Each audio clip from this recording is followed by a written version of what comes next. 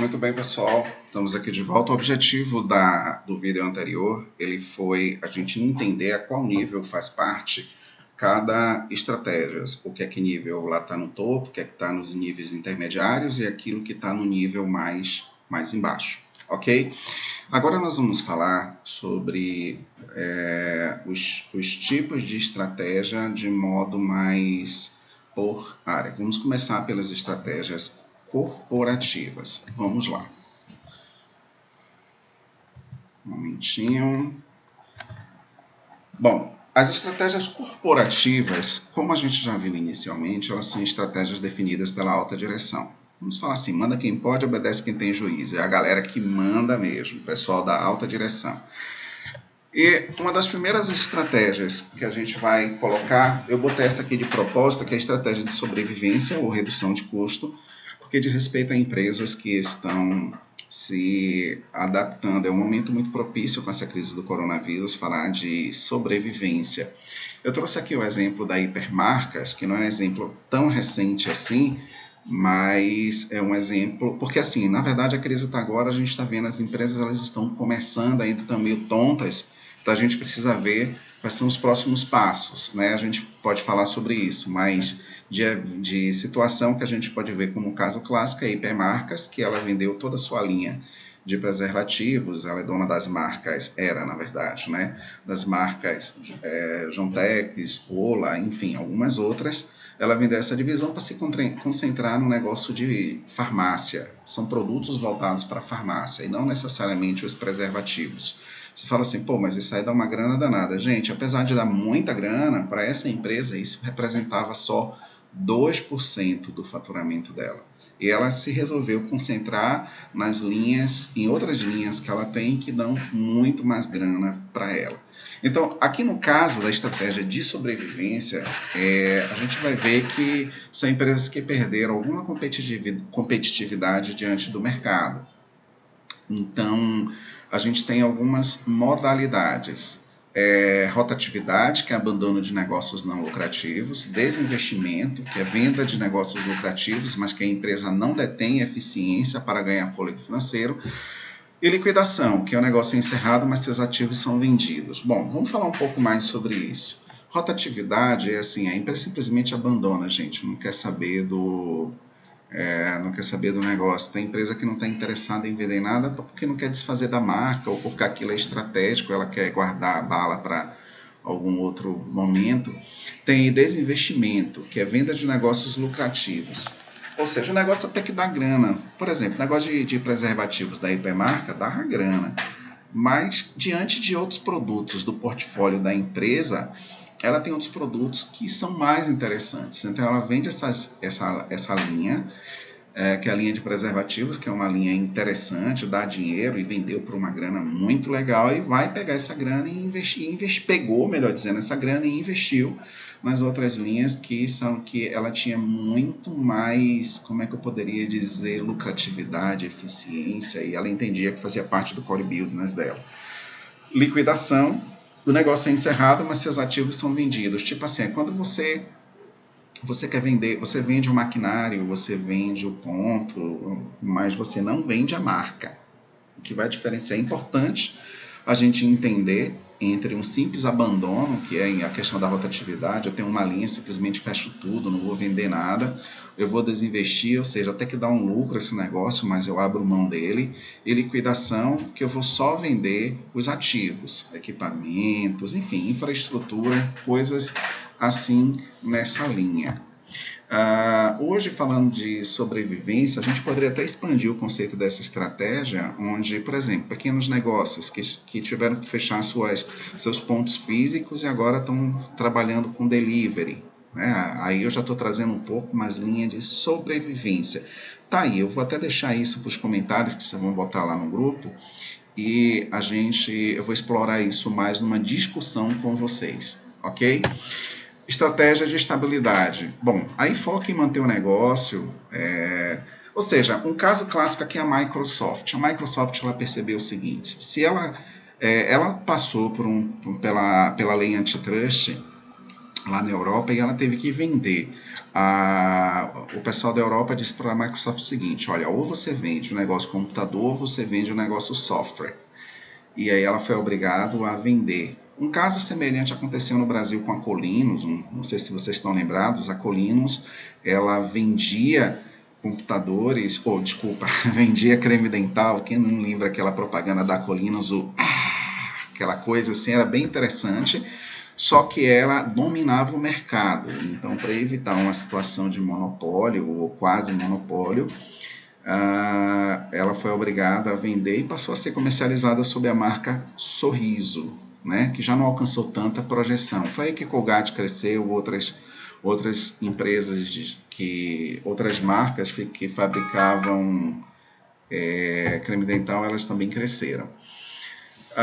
Então, voltando cá, a Microsoft ela teve que se desfazer, do mesmo jeito que a Colinos também teve que se desfazer. Então, para evitar que isso aconteça, a Microsoft lá nos Estados Unidos e nos demais países, ela resolveu fazer o seguinte: então a gente não vai crescer tanto, nós não vamos vender tanto nossos produtos, nós vamos manter o mercado. Ela resolveu focar no mercado empresarial e ela meio que faz vista grossa para esse mercado, que é um mercado de pessoas físicas, né? É muito comum você ter Microsoft instalado no seu PC, não necessariamente como um produto legalizado, mas que ela faz vista grossa porque ela tem um interesse maior em torno disso. Bom, uma outra situação em que você vê a empresa interessada em manter estabilidade é quando você, no caso de pequenas empresas especializadas. Por exemplo, você chega numa loja, numa oficina que conserta a televisão, por exemplo, ou conserta. É muito difícil você ver uma rede disso, porque tem mão de obra especializada. Geralmente, quando você forma alguém, essa pessoa ela abre uma outra oficina e vira concorrente. Então, muitas vezes, a pessoa, até por uma questão de prática própria, ela prefere ficar com sua lojinha e seguir. Só que isso tem um problema quando você não cresce, né? O mundo continua girando. Então, a concorrência ela pode adotar uma postura agressiva e a empresa ela pode perder espaço, né?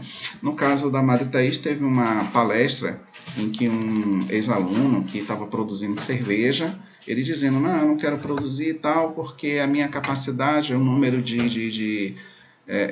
a infraestrutura que eu tenho só comporta essa quantidade, mas e para mim tá bom, eu vou ficar nisso, porque se eu aumentar muito a produção eu vou perder qualidade. Então é muito comum isso acontecer, mas para um mundo que eu gostaria de admitir, mas ela acontece sim. Mas alguém pode ter iniciativa de ser mais agressivo e aí com certeza vai alcançar mais espaço. No caso da Microsoft, ela corre o risco, né? Por exemplo, a gente já viu negócios grandes como Orkut deixar de existir. Orkut dominou uma época, mas ele deixou de existir porque ficou ali mantendo, não inovou, não se preocupou em continuar crescendo, e o resultado foi que ele foi esquecido, e hoje até o Facebook já está ficando para trás, agora é Instagram também já está começando a chegar no ponto alto de sua curva. Enfim, a coisa é bem dinâmica para você ficar parado na estratégia de estabilidade, mas sim, é uma opção e tem seu momento. Por exemplo, nesse momento agora, feliz da empresa que não está na estratégia de sobrevivência, feliz da empresa que consegue manter a estratégia de estabilidade. Vamos agora para a estratégia de crescimento. Essa fica mais fácil. E aí eu botei aqui o exemplo da Netflix, porque falar de crescimento em tempo de crise é para quem realmente está com um negócio muito inovador. Então, um negócio inovador como a Netflix, está chegando aí outros Amazons e outros concorrentes, são negócios voltados para casa, são tecnologia que a gente chama de disruptivas, são inovações radicais que revolucionaram o mercado. E essas empresas, nesse momento de crise, pra vocês terem uma ideia, as ações da Netflix valorizou com essa crise. Porque, as pessoas vão ficar em casa, mais assinaturas vão ver, vai crescer a audiência, enfim, foi bom para ela. Agora, esse crescimento ele pode acontecer de várias formas. Eu posso ter o crescimento de forma orgânica. Vamos falar de lojas físicas. Essas lojas fixas, digamos que vai para poder vai abrir novas lojas, novas unidades de negócios. E nessas novas unidades de negócio, que elas estão abrindo com recursos próprios, com esforço próprio, não necessariamente com recursos próprios, pode ser de terceiro, mas é a empresa que está abrindo. Neste caso, é um crescimento orgânico. Uma alternativa é também crescer através de joint venture. O que são joint ventures? São negócios onde duas empresas independentes, elas se juntam para formar uma terceira empresa. É diferente da fusão. Na fusão, duas empresas se juntam e se tornam uma. No caso da joint venture, elas duas são duas empresas que se juntam, de repente uma tem o capital, a outra tem o conhecimento técnico, ou uma tem o conhecimento de mercado e a outra tem o conhecimento técnico, e elas se juntam e formam uma terceira empresa que é metade de cada uma. Essa expansão também pode ocorrer no setor que já atua ou em novas modalidades de negócio. No setor que já atua é assim, eu sou uma rede de farmácia, eu cresço comprando uma outra rede de farmácia. Ou novas modalidades de negócio. Olha, eu tenho uma rede de farmácia, mas pensei em entrar no ramo de clínicas. Bom, tem conexão pelo menos, né? A pessoa que compra remédio é a mesma que consome serviços médicos. Então, tem mesma conexão, mas não embora esteja dentro do mesmo público, não são negócios iguais. Então, aí são novas modalidades de negócio. E um outro ponto que eu quero chamar a atenção é a integração. Ela pode ser vertical, no caso focado na cadeia de valor, horizontal, no caso concorrentes, ou diversificação, que são empresas de outra linha de negócio. Ou seja, pense aí na cadeia de valor, ou a cadeia produtiva, né? Se eu sou, digamos, uma fábrica e eu compro uma fazenda, ou eu compro uma rede, digamos que eu fabrique móveis e eu compro uma fazenda para fornecer madeira, digamos que seja uma fazenda de madeira feita a partir de pinos, cultivada no caso, e eu compro uma rede de lojas de móveis, eu estou fazendo integração vertical, eu estou crescendo verticalmente. No caso de loja, seria crescimento vertical para cima, no caso da fazenda, crescimento vertical para baixo. E diversificação são empresas de outra linha de negócio. Entra de novo naquele lance que eu falei, que é quando eu compro outros negócios, não diretamente. Eu dei o exemplo no caso da rede de farmácia, que o grupo empresarial resolveu comprar uma clínica. É um outro negócio, é um outro tipo de diversificação. Enfim, tem estratégia de concentração, essa daqui, enfoca um único segmento como prioritário e adota o conceito de loja especializada. Nesse caso aqui, eu trouxe o exemplo da TWP, que trabalha com grandes volumes. Por exemplo, tem gente que calça 43, 44, 48, são pés grandes, ou pessoas que têm um pouquinho mais de corpinho, então usa números muito grandes. Então a TWP ela resolveu dizer, olha, nós seremos os melhores nisso, atender as necessidades de pessoas grandes ou gordinhas. E aí ela consegue, né? Ela consegue conhecer muito bem esse público específico.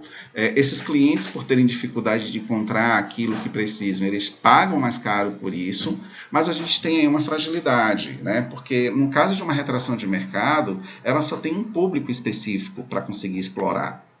Ela não consegue diversificar o perfil de seus clientes, mas a TWP tem se dado muito bem nisso. E para a gente fechar essa etapa, tem as estratégias combinadas, que nós trazemos aí uma série de combinações, né? Só que quem criou o tipo ideal foi Max Weber. Ele criou como uma ferramenta para estudos metodológicos, estudos acadêmicos, mas é difícil existir um tipo puro. A maioria das empresas, elas mesclam. Então, a estratégia combinada nada mais é do que mesclar isso daí. Bom, voltemos agora lá para o nosso bate-papo, para a gente tirar dúvidas sobre esse conteúdo. Muito bem, turma. Peço a vocês que participem lá, coloquem, e a gente pode trabalhar, inclusive, por slide, ok? Vamos lá.